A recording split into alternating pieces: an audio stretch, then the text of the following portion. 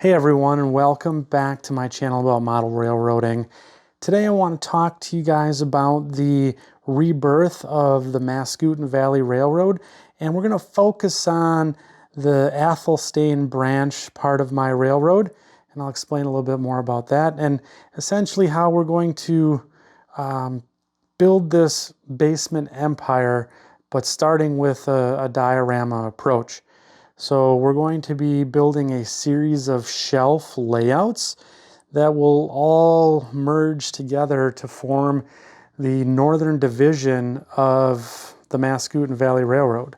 The way that we're going to set it up is through scenic dividers, double-sided backdrops, and different ways to essentially create little vignettes or scenes within the entire railroad, so you can't see the whole railroad all at once. So I just want to talk about the Mascoutin Valley 2.0. So we've moved the timeline along. It's set in the early 2000s, and the railroad is essentially a north-south railroad that goes through north central Wisconsin and is starting to branch out westward towards the Mississippi River. However, its primary focus is connecting the north part of the Canadian National to points south, as well as servicing customers that the big class ones don't want to manage here. So its primary traffic is going to be lumber products in the northern division and iron ore, and also other minerals from a copper or nickel mine that has recently opened in Wisconsin. So just to level set, the Mascoutin Valley is a fictional railroad. It's a railroad of lies, as it would be. Again, set in the early 2000s in north central Wisconsin. And again, it has connections with the CN, the UP, and another fictional model railroad called the Wisconsin and Midwestern. So there's plenty of opportunity for interchange with different railroads, lots of traffic moving from north to south, and then essentially servicing those customers in the lumber mills and the pulpwood sidings and the mineral mining that's going to be going on in northern Wisconsin. The northern division of the Mascoutin Valley Railroad has three different subdivisions. It has the Pine River sub, the Pelican River sub, the Red River sub, and then it connects, and it will be partially modeled in the southern division with the Wolf River sub. So there's a division point in Blackwell, Wisconsin. Again, there's really nothing there. I just kind of made it up.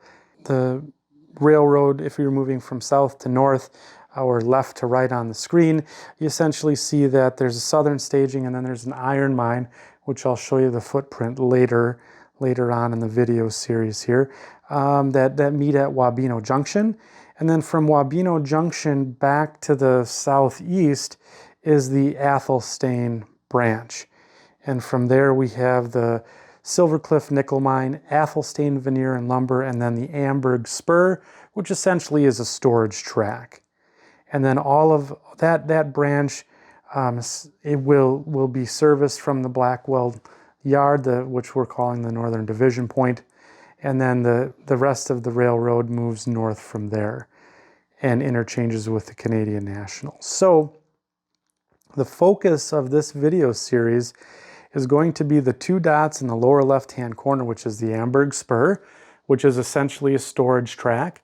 And a storage track is something you'd see a lot in northern Wisconsin, where they essentially use old decrepit rails to store cars for larger railroads that aren't using them right now.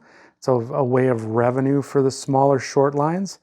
And then the Athelstane Veneer and Lumber, which is a business that's typical in northern Wisconsin, where you get hardwood logs coming in, and then coming out you get lumber and plywood and veneer cores and all that good stuff.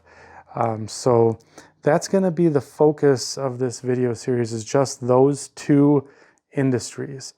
And the industries that we're talking about are going to be put into a footprint of about maybe 1 foot wide by 11 feet, 12 feet long.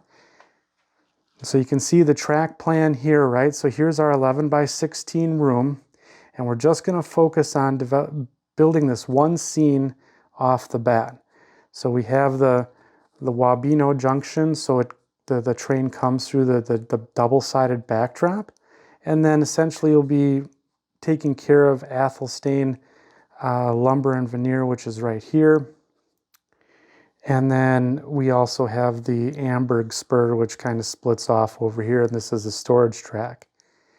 Now, the interesting part about this scene is that I'm toying with putting in a scenic divider here to block the southern part, the southern main line coming up from the McCaslin Mountain iron mine through the back scene here, and essentially cutting this main line off from the rest of it so you can't see it at all. So essentially what I'll do is I'll put a divider in here between the two rails, and you won't be able to see the mainline traffic coming from behind. So the scene is pretty small. It's, you know, like I said, 1 foot deep by 11 to 12 feet long, and it's gonna be there's gonna be opportunity for nice operation here, nice switching operation, as well as shuffling cars in and out of that storage track. So pretty excited about essentially the concept. Now, what I'm going to show you here next is how do we actually put all of that together into a scene.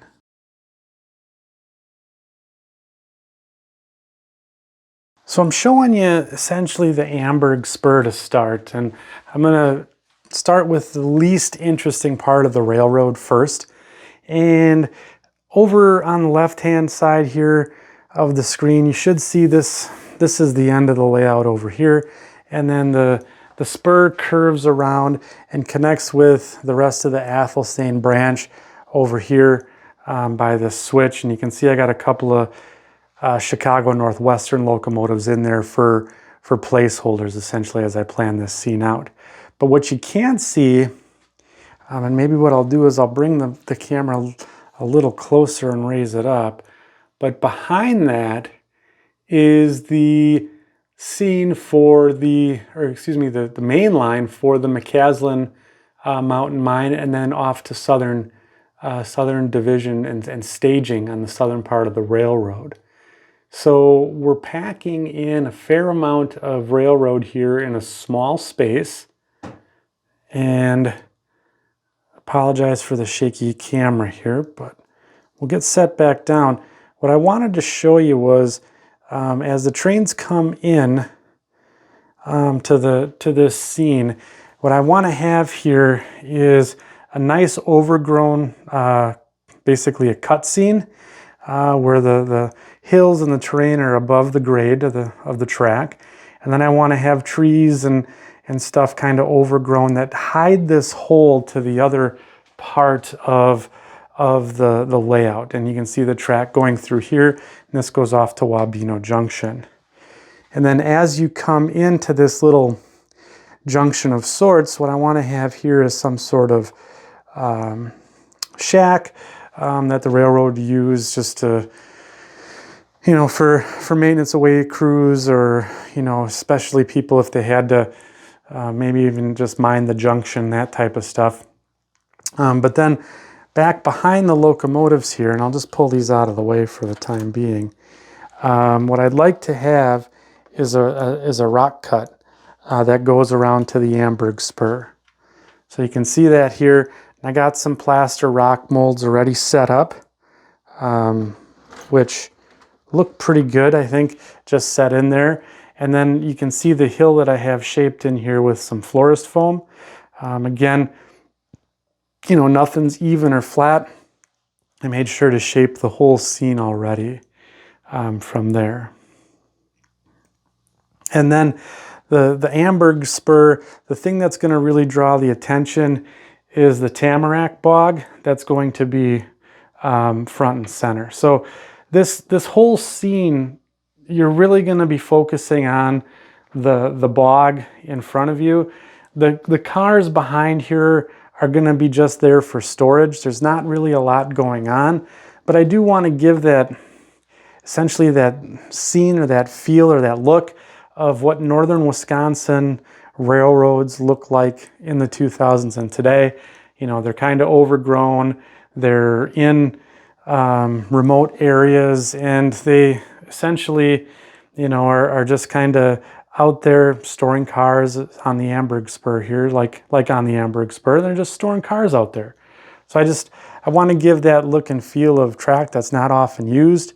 And then also find a way to eat up some of the space here above my workbench and essentially practice my skills. So you can see here we got the bog already kind of brought in, and you'll essentially have this nice low cut of relief here that will essentially come back to the railroad. So you'll have like a viewing window right here of the cars that are in storage. And then the rest of this will be, you know, overgrown with trees, and essentially from here, basically where this bowl is of the bog, is essentially your viewing window into the Amberg spur. So the last bit of the Amberg spur that we're composing is essentially the end of the line or the end of the layout. So you can see over here we have the nice 1x2 that's basically the framework for my shadow box style bench work. But I've also got a photo backdrop out here, and you can see I just got some cars lined up. But you can see how I'm kind of drawing your attention to this window between these two dowels here.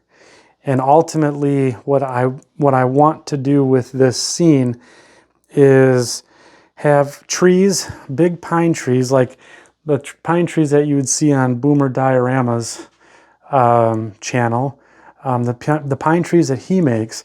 I'm going to try and replicate those where these bamboo skewers are right now, to essentially frame out this scene where the Milwaukee Road lounge car is right there. So you can kind of see, you know, for you know, when we finish this end of track, we're going to have a nice little vignette here that shows basically a scene, possibly with the hunter and his dog in here, and some cars stacked up. I also want to use this for my model gallery, right? So I can take pictures of models on the railroad here and essentially have a nice shape, or a nice designed scene.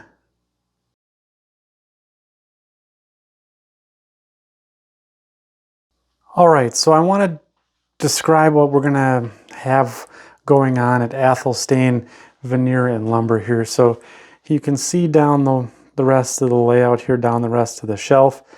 We have our main line coming in here from Wabeno Junction, a couple of switches, a switch going back to the Amberg spur, and then we have our track arrangement down here. Now, just something to note, I haven't glued any of this track in yet. This is all just loose in here. I do plan on replacing a bunch of the ties and different modeling parts for the track yet. So I just have it in here temporarily, just essentially to test the operation theory out. So, but I just want to pan back. So remember, we have that little shack that I want to have that kind of starts the scene. And then from here, I want to have essentially a road crossing the tracks here, going into the backdrop this way, like a county road in Wisconsin. So it's like a secondary highway, but essentially a country road that, you know, is the easement for the Athelstane Veneer and Lumber plant, which is just down the way here. So you can see I have a truck set in here. I plan on having like a gravel driveway that comes back out and meets the road here. And then from there, we'll go ahead and have essentially a little hill with some trees on it, birch trees and all that good stuff. And then down here we'll have the parking lot for the employees, and then the actual building down here, which I've started to mock up out of 1/8 inch masonite. So I'll move us down so we can see the industry itself. So you can see the runaround track that I have in here, and then the industry here just on its own, so you can see the train in front of it. But essentially it's a flat building, essentially a prefab or a pole barn type building that will have loadouts here for the veneer and the plywood. Those will get loaded into boxcars. And then further down the track here we'll have log loading or log loadout for the raw materials coming in to be produced, and then the center beam flats for any forklifts that we need to put the rough timber on. So just sneak in through here. Already started gathering some of the requirements for this. I got a little log unloader here that will be placed out somewhere over here. And then down here at the end we'll have a dirt road with a couple of crossbucks down here. And then I did leave a tail track down here at the end that essentially can house an SD40-2, so you can cut off. I don't think I'll ever have anything that big back here, but if I did, we'll be able to cut off an SD40-2, run around the train, and essentially be able to switch out the industry. So this is what we have going on for the Athelstane veneer and lumber. Again, we got essentially all the shadow box stuff done here, but we have to make a decision about what we want to do for the backdrop. I'm thinking photo backdrop again, but I'm going to change the method, I think, on it. And I'm actually thinking of redoing the photo backdrop on the Amberg spur as well. Some things that I just don't like about it quite yet, but that's okay to redo those things. So this is what we have going on here for the Amberg spur and then the Athelstane branch.